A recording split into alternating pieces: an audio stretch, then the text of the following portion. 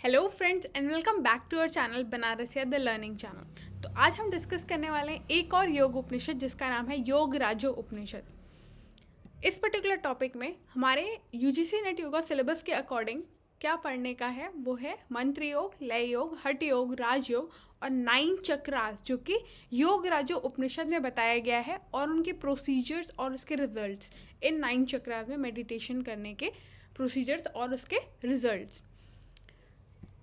सबसे पहले उपनिषद का इंट्रोडक्शन। तो ये जो उपनिषद है, इस पर्टिकुलर उपनिषद के लिए किसी भी कॉन्टेक्स्ट या किसी भी क्लासिकल टेक्स्ट में ये मेंशन नहीं है ये किस वेद से ली गई है। इसके अलावा ये उपनिषद जो है वो 21 मंत्रों से बनी हुई है और इसमें मंत्र योग, लय योग, हठ योग और राजयोग के बारे में बताया गया है। और जैसा कि आप सब इसके नाम से ही समझ पा रहे होंगे, योग राजो उपनिषद मीन्स ये योग उपनिषद में से सबसे सुप्रीम उपनिषद मानी गई है। और यहाँ पे 4 लिम्स बताए गए हैं योगा के, या फिर चतुरंग योग बताया गया है जो है आसन, प्राणायाम।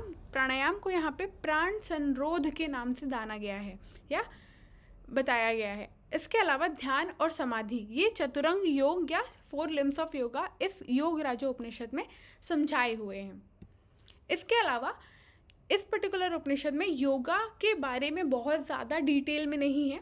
तो जैसा कि आप सब जानते हैं मंत्र योग क्या होता है, लय योग क्या होता है, हठ योग क्या होता है, राजयोग क्या होता है।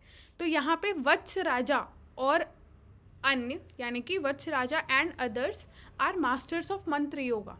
तो यहाँ पे एक तरीके से मास्टर्स बताए गए हैं, कौन से योग के कौन मास्टर्स हैं। तो हठ योग और राजयोग का बहुत अच्छा उल्लेख इस उपनिषद में नहीं दिया गया है, मतलब डिस्टिंक्शन नहीं दिया गया कि दोनों में क्या डिफरेंस है, या बहुत अच्छे से उन लोगों के डिफरेंस को नहीं बताया गया, दोनों को मर्ज करके बताया गया है। इसके अलावा लय योग के मास्टर यहाँ पे कृष्ण देव पायन को बताया गया है इस योग राजो उपनिषद में। अब आते हैं 9 चक्रास जो कि इस उपनिषद का इम्पॉर्टेंट टॉपिक है और मेन फोकस है यूजीसी नेट योगा सिलेबस के अकॉर्डिंग या क्वेश्चंस पुटिंग के लिए।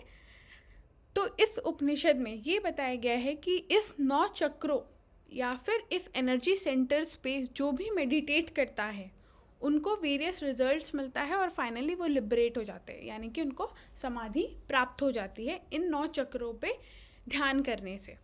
और वो 9 चक्र कौन कौन से हैं? तो ब्रह्म चक्र, स्वादिष्ठान, नाभि चक्र, हृदय चक्र, कंठ चक्र, तालुका चक्र, भ्रू चक्र, ब्रह्मरंध्र चक्र और व्योम चक्र। ये 9 चक्र इस उपनिषद में बताए गए हैं। अगर आप इसको याद करने के लिए थोड़ी डिफ़िकल्ट महसूस कर रहे हैं तो इसमें मोस्ट ऑफ द जो चक्रास है उसका सिर्फ पोजीशन मतलब रीजन जो है, लोकेशन जो है वो सेम है, जस्ट उसका हिंदी टर्म जो है वो यूज़ किया गया है।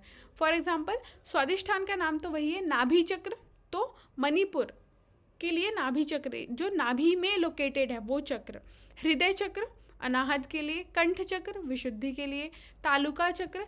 ऐसे ही आप इसको हिंदी नाम से रिलेट करके याद कर सकते हैं। तो सबसे पहला चक्र है ब्रह्म चक्र। ब्रह्म चक्र के बारे में बताया गया कि ये ट्रायंगुलर शेप का है, एनल रीजन में है, जहाँ पे अपान वायु और कुंडलिनी का स्थान माना जाता है। और इस चक्र को तत्व कुंडलिनी या अग्नि कुंड के नाम से भी जाना गया है। इसका इम्पॉर्टेंट फीचर है काम रूपम, यानी कि ये एक फॉर्म ऑफ डिज़ायर है, ये डिज़ायर्स को उत्पन्न करने वाला चक्र है। और अगर इस पे ध्यान लगाता है साधक तो वो इन डिज़ायर्स या संवेदनाओं से ऊपर उठ जाता है या लिबरेट हो जाता है। ये योग राजो उपनिषद में बताया गया है। इसके बाद है स्वादिष्ठान चक्र। तो इसका लोकेशन जो है वो रिप्रोडक्टिव ऑर्गन के रीजन्स में है। इसके अलावा बेनिफिट क्या है?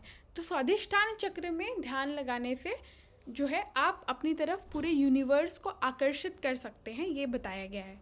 इसके अलावा स्वादिष्ठान के लिए यहाँ पे प्रोसेस बताया गया कि कैसे मेडिटेट करना है। तो स्वादिष्ठान चक्र के रीजन पे आपको एक लाइट, रेड कलर लाइट को इमेजिन करना है और ये जो मेडिटेशन है वो पश्चिम या फिर वेस्ट की तरफ मुख करके करने के लिए बताया गया है। नेक्स्ट चक्र है नाभि चक्र। तो नाभि से ही आप समझ रहे हैं लोकेशन क्या होगी, नेवल रीजन। इसके अलावा नाभि चक्र के फीचर्स के या स्पेशलाइजेशन के लिए ये बताया गया है कि नाभि चक्र या नेवल रीजन जहाँ पे सारा यूनिवर्स जो है वो समाया हुआ है, ठीक है, सारा ब्रह्मांड समाया हुआ है, वो इसके लोकेशन के स्पेसिफिकेशन में बताया गया है। इस चक्र पे मेडिटेशन करने के क्या फ़ायदे हैं? तो इस चक्र पे मेडिटेट करने से साधक को सारी सिद्धीज मिल जाती है और धीरे धीरे यूनिवर्स का कंट्रोल उसके पास आने लगता है। फिर है हृदय चक्र यानी कि हार्ट चक्र, तो उसकी लोकेशन होगी हार्ट रीजन में। और यहाँ पे बेनिफिट करने का क्या फ़ायदा है, मेडिटेशन करने का क्या फ़ायदा है? तो इस उपनिषद में बताया गया है कि यूनिवर्स को या ब्रह्मांड को आकर्षित और कंट्रोल करने के लिए हृदय चक्र पे ध्यान लगाना चाहिए। और कैसे लगाना चाहिए कि हृदय स्थान पर आप हंस या फिर अपनी आत्मा को एक ऊर्जा या लाइट के फॉर्म में देखें और मेडिटेट करें, तो हृदय चक्र जो है वो उसका ध्यान सिद्ध होगा। फिर बताया गया कंठ चक्र या पैलेट जो रीजन है वहाँ इसकी लोकेशन बताई गई है। और इस चक्र पे मेडिटेशन करने का क्या फ़ायदा है? तो ये मन को बिल्कुल ब्लैंक कर देता है, यानी कि उन्मनी जो अवस्था होती है, ठीक है, जहाँ पे पूरी थॉट्स जो है वो ख़त्म हो जाते हैं, वो कंठ चक्र पे ध्यान करने से पाया जाता है, ऐसा योग राजोपनिषद में बताया गया है। और इसके अलावा कंठ चक्र में ध्यान मास्टर करने पर आपको लिबरेशन जो है वो आसानी से मिल जाती है। फिर है भ्रू चक्र। तो भ्रू चक्र जो है वो आईब्रो सेंटर, जिसको हम आग्नेय चक्र भी कहते हैं या आज्ञा चक्र भी कहते हैं, तो इस स्थान को विद्या बिंदु स्थान भी कहा जाता है। और मॉडर्न टर्म्स या फिर क्लिनिकल टर्म्स के अकॉर्डिंग अगर हम देखें तो ये स्थान से ही आपका पीनियल जो है वो मेलेटोनिन को सिक्रीट करता है। और इस चक्र पे ध्यान करने के क्या बेनिफिट है? तो इस चक्र पे ध्यान करने से लिबरेशन या मोक्ष की प्राप्ति होती है। अब कैसे ध्यान करना है? तो भ्रू मध्य के स्थान पर आपको बिल्कुल गोलाकार की ऊर्जा या लाइट को इमेजिन करके उस पर मेडिटेट करना है, ऐसा इस उपनिषद में बताया गया है। फिर है ब्रह्मरंध्र। तो ब्रह्मरंध्र चक्र की लोकेशन बताई गई है क्रोन ऑफ हेड, जिसको हम शिखा के नाम से भी आप कह सकते हैं, शिखा से थोड़ा सा ऊपर क्रोन ऑफ हेड में है। और इसका फॉर्म बताया गया है कि ये कैसा है, तो ये धुएं की तरह है। और इस चक्र पे ध्यान लगाने से साधक को मुक्ति जो है वो जल्दी मिल जाती है, मोक्ष जो है वो जल्दी प्राप्त हो जाता है। और फिर यहाँ पे आखिरी चक्र जो है वो व्योम चक्र बताया गया है। तो सबसे पहले ये समझते हैं कि व्योम का मतलब क्या है। तो योग राजो उपनिषद में बताया गया है कि जो इडा और पिंगला के बीच का जो स्पेस है उसे व्योम कहते हैं। और ये कैसा है? ये 16 पत्तों वाला है या 16 पेटल्ड है। जैसे कमल होता है उसके कितने पत्ते, जैसे हम चक्रा पढ़ते हैं तो उसके पत्ते बताए गए हैं कि कितने उसमें पंख हैं, ठीक है। तो ये बताया गया कि वो व्योम चक्र में 16 पंख हैं और ये नीले कलर का है। और इसका फॉर्म कैसा है? ये भी स्मोक की तरह है।